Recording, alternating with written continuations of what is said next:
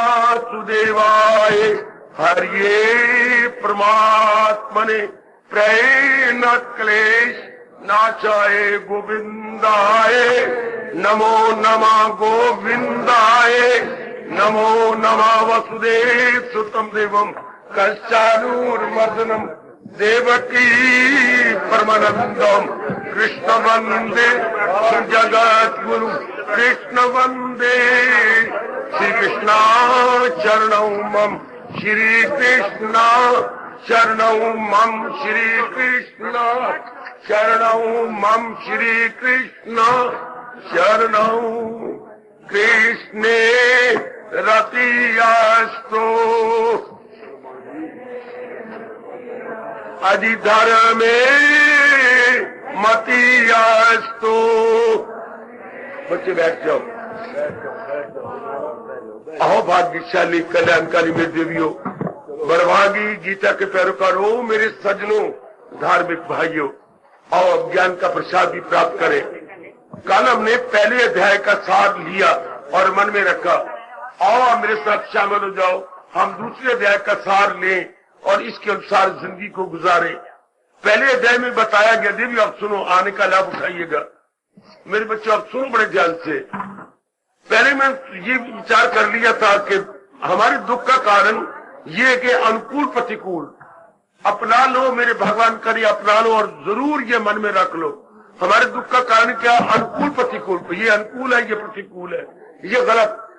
हमने अपने आप को अर्पण कर देना भगवान क्या, भगवान की जो इच्छा, अपनी ओर से कर्तव्य कर्म करना। सुनो मेरे ध्यान से बच्चे, बड़ी कुर्बानी करके इस वक्त आए हो, आप ध्यान से सुन लीजिएगा और ध्यान से सुनकर अपने मन में रख के अपने जीवन को शानदार बिता लो। कि मैंने अपने जीवन को शानदार बना लेना। दुख का कारण मनमानी करना, दुख का कारण अपने मन के अनुसार वासनाएं बनाना, कामनाएं बनाना और बना करके फिर चलना। फिर कामने वासनाएं क्या होगी? पूरी हो गई, कुछ देर के बाद उल्ट हो जाएगा, फिर नई कामना, फिर उसके उल्ट हो जाएगा। जरा विचार कर लेना। इसलिए पहला अध्याय विषाद से भरा हुआ। अर्जुन को दिखाया गया उस रूप में। इतने में कह सकते हो मेरे देवियों, यहां आने का लाभ यह है कि हमारे दुखों की जड़ें कट जाए और मन टिका रहे। टिके हुए मन से भक्ति होती है। आगे चलो। अब दुखों की जड़ें कट जाए कैसे? ध्यान से सुनना। यह है सांख्य योग दूसरा अध्याय। सांख्य के अर्थ है या ज्ञान, ज्ञान से भरपूर है ये अध्याय। बड़े कालता पूर्वक आने का लाभ उठाइएगा मेरी देवियों। ज्ञान से भरा हुआ ये अध्याय। ज्ञान क्या बताता है? भगवान जी कहते हैं शरीर में दो ही तो पदार्थ हैं। सुनो नेक जीवो, तर जाओ, तर जाओ। मेरे भगवान ने आपके लिए गीता भेजी है। गीता का चोटी का ज्ञान है जो दुनिया भर में इसके समान ज्ञान था नहीं, है नहीं, कभी होगा नहीं। इसलिए हम इस ज्ञान को श्रद्धा और प्रेम पूर्वक श्रवण करते हैं। अब ज्यादा जोर दीजिए, अपना ले। रोटी रोटी कहने से जैसे भूख नहीं मिटती जब तक खाया न जाए, इस तरह वाणी केवल सुनने और पढ़ने से कल्याण नहीं होता जब तक अपनाया न जाए, जीवन में ढाल न लिया जाए। अब तो भगवान हमें शक्ति दे रही है और हम लोग बड़े प्रेम पूर्वक अपनाने में लग गए। और खासकर ये महीना, ये सारा पावन महीना, भगवान करे हमें भी पवित्र कर दे। पावन महीने में जागने वाले, भगवान की वाणी सुनने वाले और यह पक्का इरादा करने वाले कि मैंने अपने अंदर का नक्शा यानी बुद्धि और मन और अंतःकरण को भगवान जी के अनमोल ज्ञान के अनुसार बना लेना है। अब भगवान ने ज्ञान शुरू किया, इसके अंदर जड़ें काटने के लिए दुख की, तकलीफों की, चिंताओं की, आदि व्याधि उपाधि कट जा। जब ये विचार किया जाता है, इसमें दो तत्व है, एक जड़ एक चेतन। जड़ जैसे लकड़ी पड़ी हुई या कोई खेत में ढेला पड़ा हुआ हो, हाँ, एक चेतन है, उसको भगवान की आत्मा कहती है। वो भगवान की शक्ति है।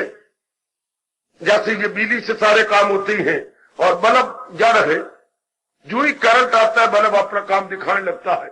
इस तरह हमारी बुद्धि, मन और तन बिल्कुल जड़ है, भगवान की शक्ति काम करती है तो ये सारे अपना काम करते हैं। जब हम कहते हैं फलाने शरीर छोड़ दिया, मतलब आत्मा चली गई, अर्थात वो शक्ति चली गई, शरीर तो पहले ही मरा हुआ था। अब इस पर मेरे भगवान दूसरे अध्याय में कहते जोर दो और एकांत में बैठ के विचार करो।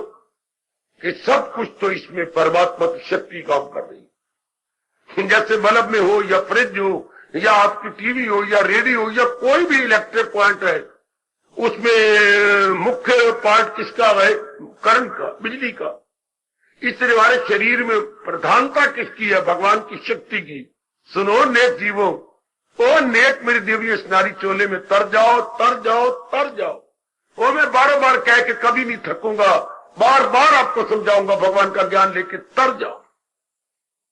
तो भगवान की शरीर में प्रधानता तो आत्मा की है, भगवान की शक्ति की है। हाँ, उसी के कारण सब कुछ हो रहा है।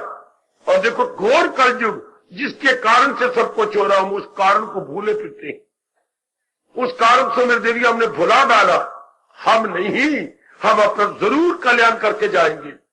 पक्का इरादा कर लिए हम जरूर। तो भगवान कहती है, अगर दुखों की जड़ें काट के मन को एकाग्र बनाना है तो हर समय उस शक्ति का, हम उस शक्ति को परमात्मा कहते हैं, उस शक्ति को हम कृष्ण कहते हैं, उस शक्ति को हम अपने प्यारे इष्ट देव कहते हैं।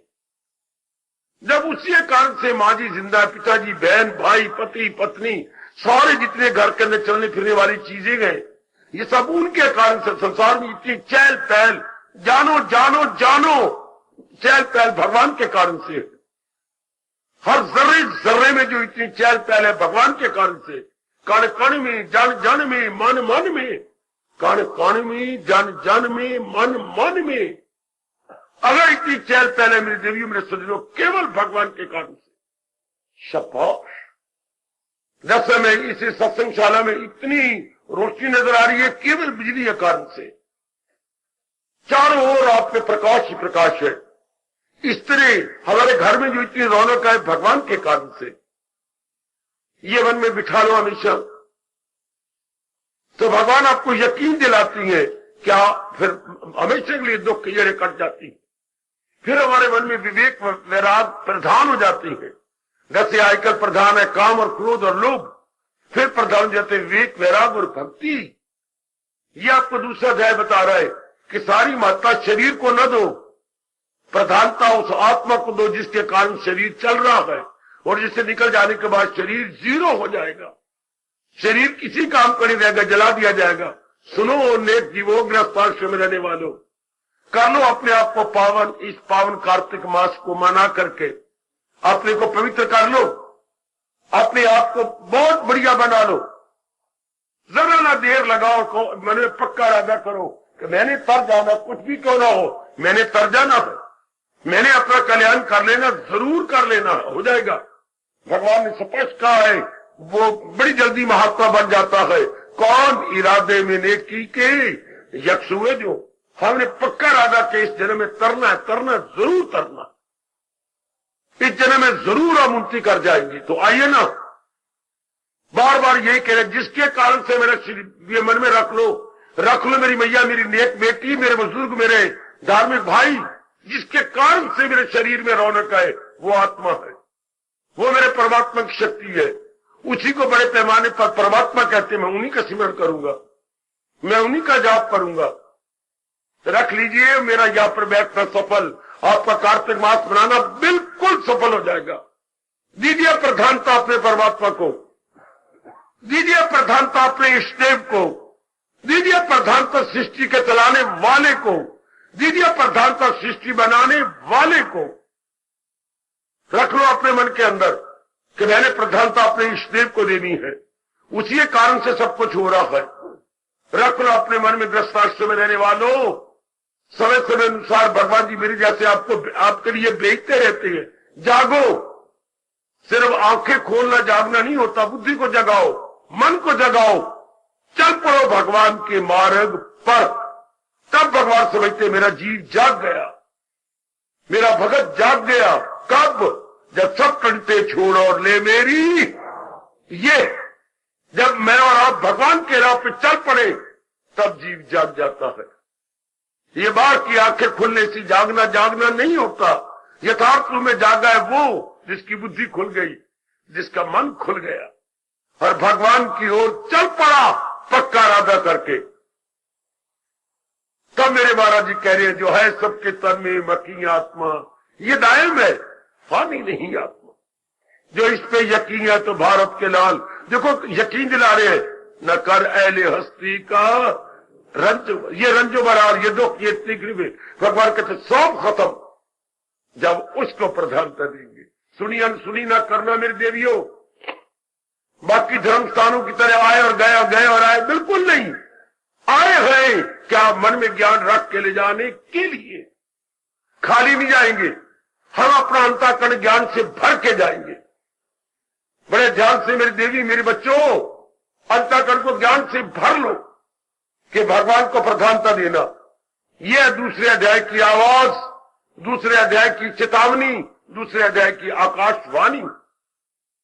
क्या मैं पूर्ण रूपेण भगवान को प्रधानता देनी है, क्योंकि उन्हीं के कारण से सब कुछ शरीर में हो रहा है। जब ये बात बनी, अब कोई पुरुषार्थ नहीं करना पड़ेगा आपको। आप मेरे महाराज जी के लिए जुट जाएंगे, लग जाएंगे।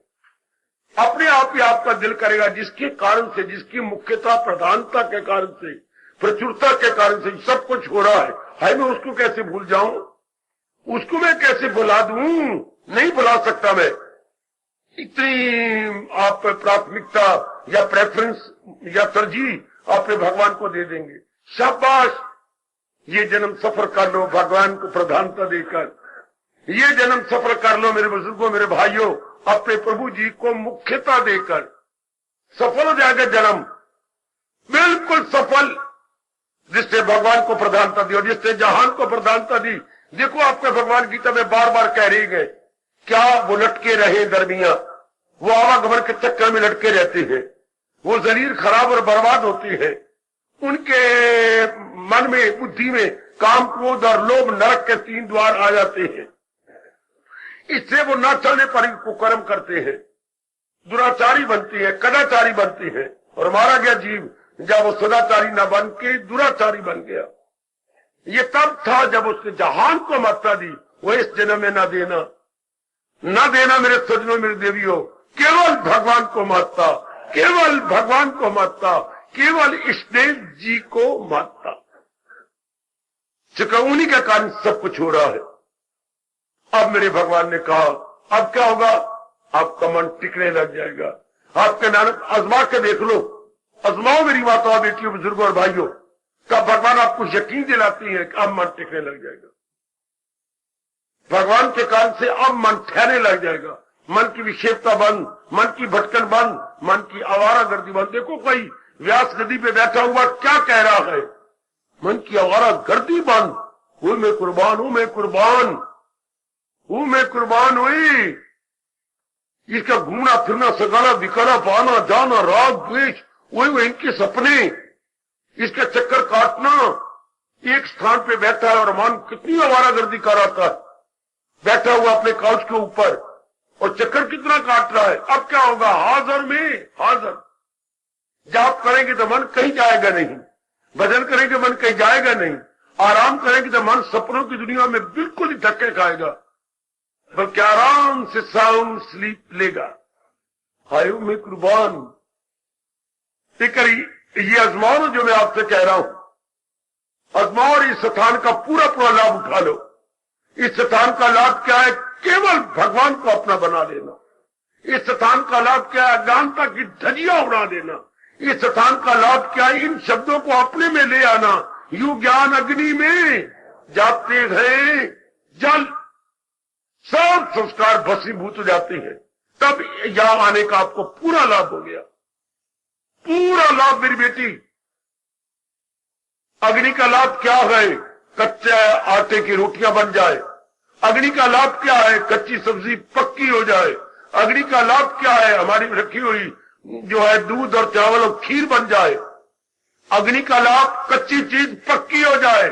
सत्संग का लाभ क्या? हमारी कच्ची बुद्धि, कच्चा मन पक्का हो जाए, पक्का हो जाए, पक्का हो जाए। याद रखना मेरे देवियों, ना भूलना, ना भूलना।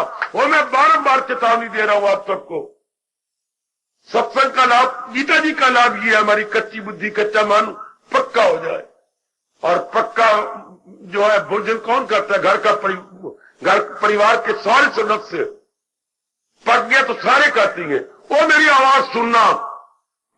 मन पक्का हो गया, बुद्धि पर कौन खाता है इसको? भगवान जी। भगवान जी, भगवान जी, भगवान कच्चे मन को नहीं लेते। कच्चा मन संसार में धक्के खाता है, कच्ची बुद्धि संसार में चक्कर काटती रहती है, आवारागर्दी करती रहती है। लेकिन जब जो दोनों ज्ञान में पक जाते हैं तब भगवान कहती है ये मेरा भोजन है। खुद गीता जी में कितनी बार कह रही है, फिदा मुझ पे कर, दानिश बुद्धि दिल मन को पका ले तब मजा आता है। इसलिए मैं आपको बार बार कह रहा हूं, जो भगवान जी ज्ञान दे रही हैं, अपनी मन बुद्धि को पका ले तब मजा आता है। हमें भी पर नहीं, उसके फल पर तुझे, ये हजूर कह रही है, ये हमारे सर के राजा और सर के ताज और मन के राजा फरमा रही गए कि मैं हूं या आप बताएं, या बेटियां बुजुर्ग है या भाई, भले मैं व्यक्ति हूं, आप गृहस्थी हैं, मैं वनवासी हूं, आप नगरवासी हैं, कोई ऐसी बात नहीं। जिंदगी कैसे कटेगी? समय अनुसार जो भी हमारा कर्तव्य कर्म होगा हम उसे भगवान के नाम पे बजा लाएंगे। फल की ओर जरा नहीं देखेंगे। पहले फल को देखते थे शेख चिली की तरह, अब तो हम भगवान के प्यारे बनके, सुनो मेरे बच्चे, ओ मेरे बच्चे, महाराज जी के प्यारे बनके अपना कर्तव्य अदा करेंगे। जो भी अपना कर्तव्य, सवेरे कर्तव्य कुछ और होता है, दोपहर को कुछ और बन जाता है, शाम को कुछ और बन जाता है, रात्रि कुछ और बनता है, किसी किसी दिन कर्तव्य और तो भगवान के नाम पर। मैं और आप कैसे भूल जाएं जो भगवान कह रही है, फकत मेरी खातर तू हर काम कर। बिल्कुल, क्योंकि जहां प्रेम होता है ना, उन्हीं के लिए कर्तव्य कर्म होते हैं। जहां हमारा मन झुका होता है ना, उन्हीं के लिए हम जान कुर्बान करने के लिए तैयार रहते हैं, बल्कि अपना फख्र समझती है, गौरव समझती है कि हम अपनी सारी जिंदगी उनके लिए कुर्बान कर दे जो मेरी बन चुके हैं और जिनका मैं बन चुका हूं। अब हमारी जीवात्मा भगवान की बनती जा रही है, और भगवान तो सदैव जीवात्मा के है, क्योंकि जीवात्मा अभिन्न अंश है भगवान का। बिल्कुल। तो फिर मेरे भगवान ने कहा, बस जितनी जिंदगी रह गई, जाप करें, भजन करें, सिमरन करें, या सामाजिक कोई काम करे, पारिवारिक काम करें, या व्यक्तिगत कोई कार्य हो, केवल भगवान के लिए। इतना मजा आता है ऐसे जीवन में। ओ मेरी देवियों, मेरे सजनों, बड़ा मजा आता है ऐसे जीवन में। हाय, भगवान करे आप सब ऐसा जीवन बिताएं। पहले नहीं बिताया था, अब मेरा कहना मान लो, अब मेरा कहना मान लो मेरे बुजुर्गों, मेरे भाइयों, मेरी माताओं, बेटियों, जिंदगी बड़ी अच्छी कट जाएगी। हाँ, मैं कैसे समझाऊं? क्या जिंदगी उसी की है जो प्रभु का हो गया, प्यार ही में खो गया।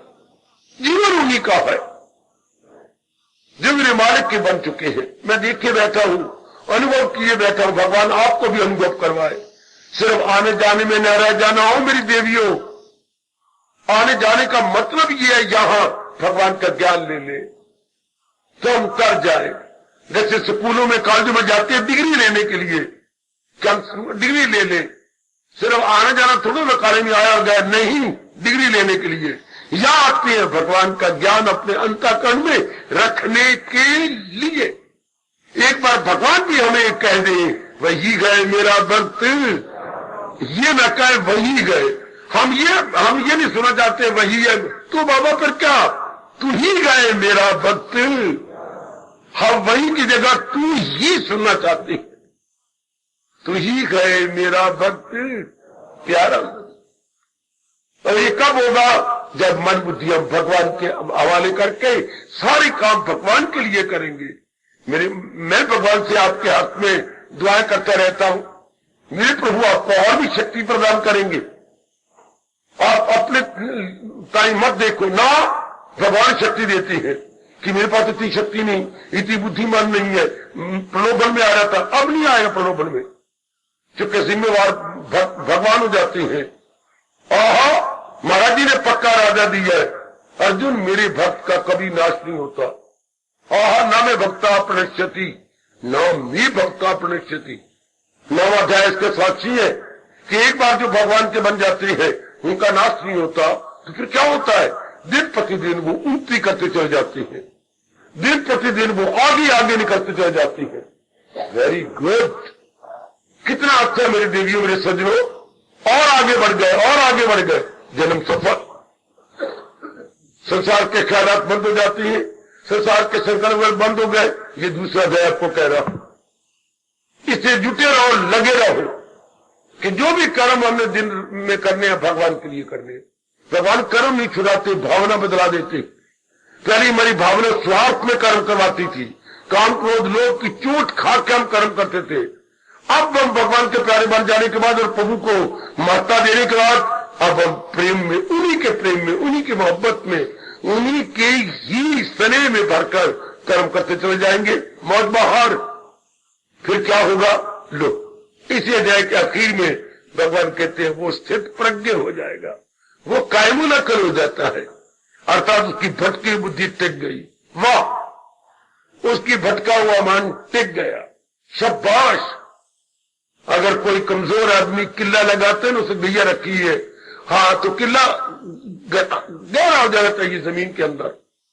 आपने किला ऊपर लगा दिया, बेटे खूंटा जिसके साथ गैया बांधती है, तो वो लंबा इसलिए बड़ा लंबा होता है कि इतना जमीन में जाए, थोड़ा सा हिस्सा ऊपर रह जाए, फिर गैया टिल भी लगा ले, खींच नहीं सकती।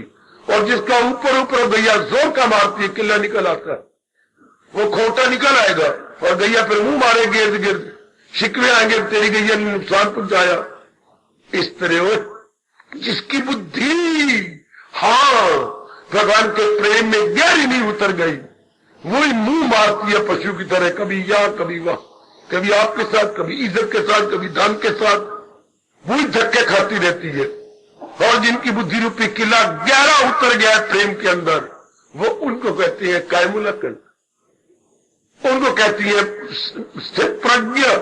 प्रज्ञ मैंने मझी हुई बुद्धि, और स्थित में टिक गई, steadfast intellect, steadfast intellect, टिक गई उनकी बुद्धि।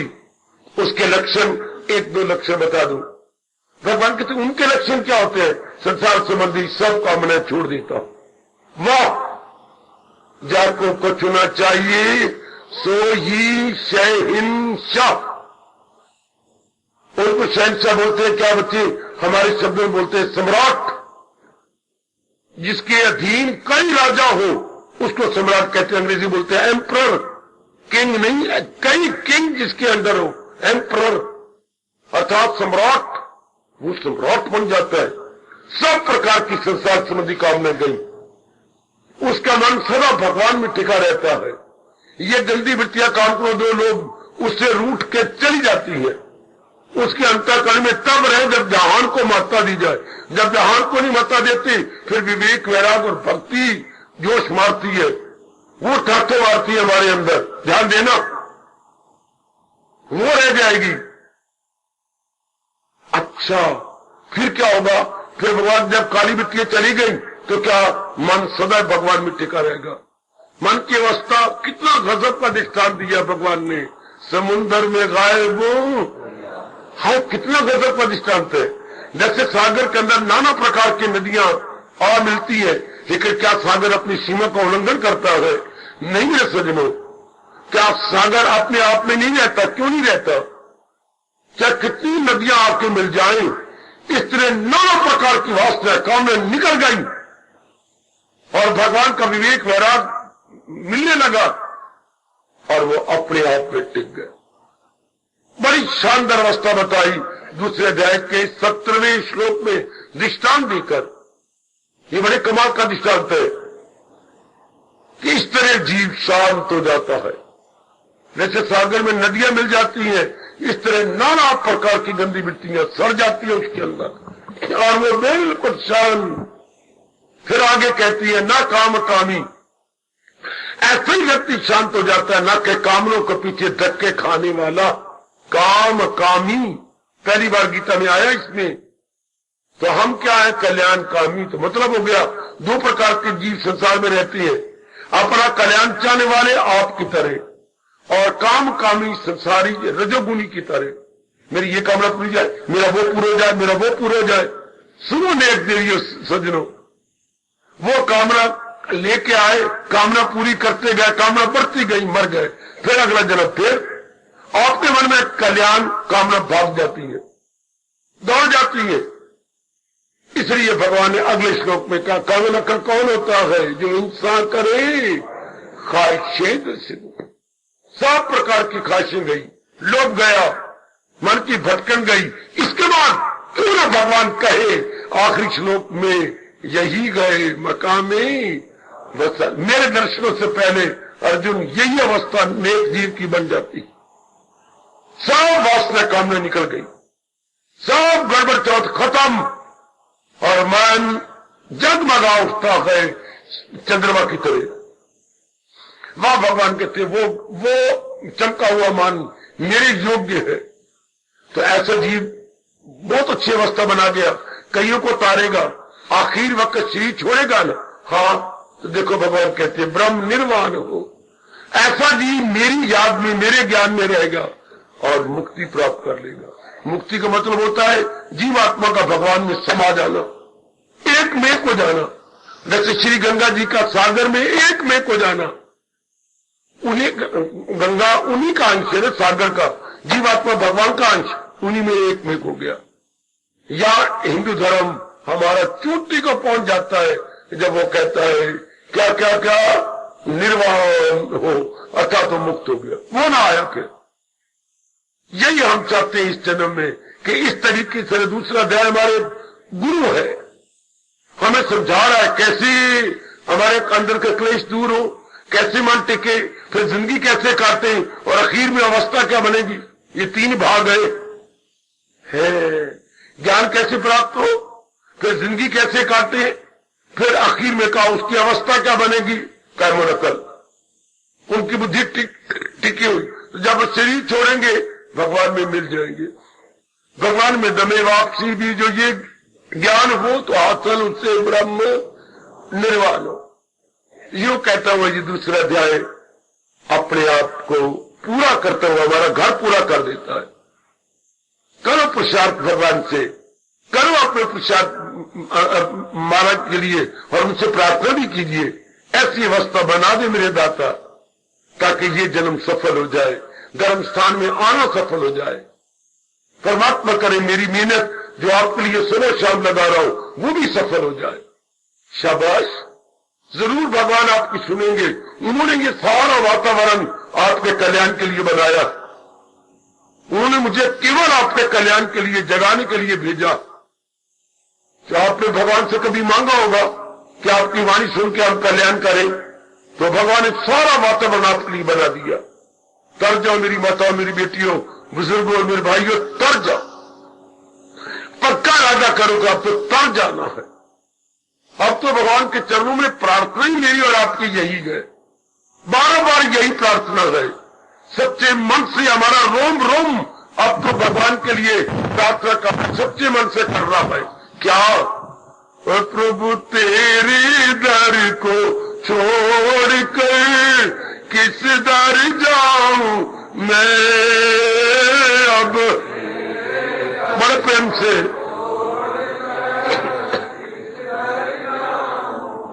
अब सुनता मेरी कौन है, किसे सुनाऊं मैं,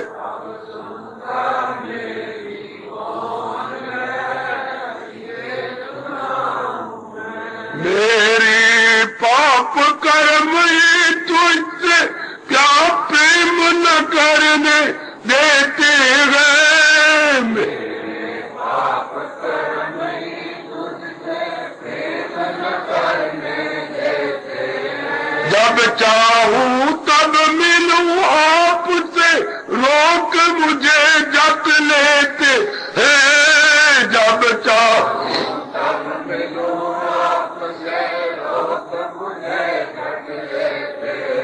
अब किस विध प्यारे श्याम जी दर्शन पाऊं मैं, अब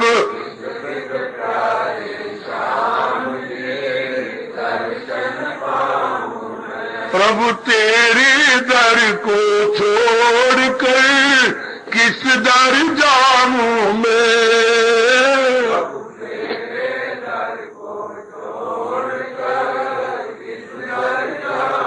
तुम हो नाथ वरों के दाता, तुमसे सब वर पाते हैं, जब मालिक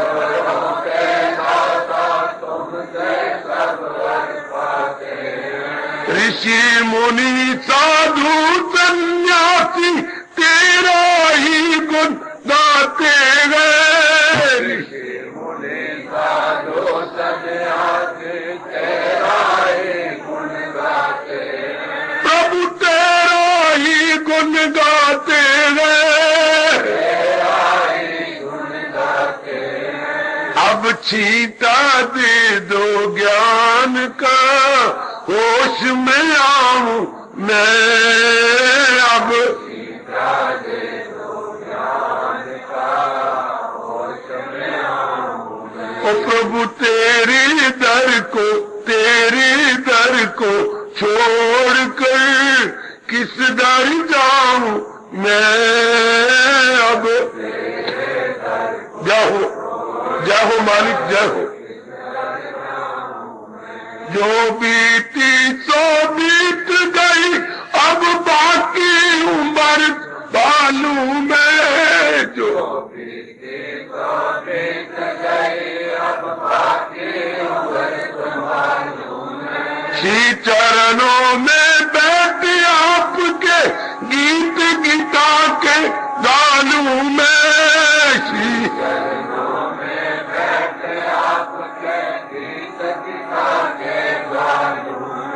ये जीवन अपना श्याम जी सफल बना लूं मैं। ये जीवन अपना श्याम जी सफल बना लूं। ओ प्रभु तेरी दर को छोड़कर किस दर जाऊं मैं। अब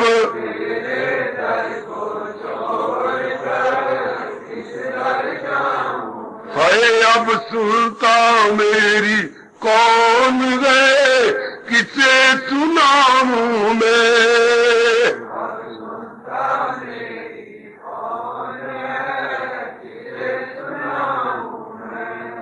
हमारे अवश्य इस जन्म में कल्याण कर देना प्रभु। सर्वे भवन्तु सुखिनः, सर्वे सन्तु निरामया, सर्वे भद्राणि पश्यन्तु, मां कश्चित् दुख भाग भवेत्। हरि ओम शांति शांति शांति। ओम प्रभु इष्टे भगवान कृष्ण की, जगत गुरु भगवान कृष्ण महाराज की। पावन कार्तिक मास मुबारक, पावन कार्तिक मास मुबारक।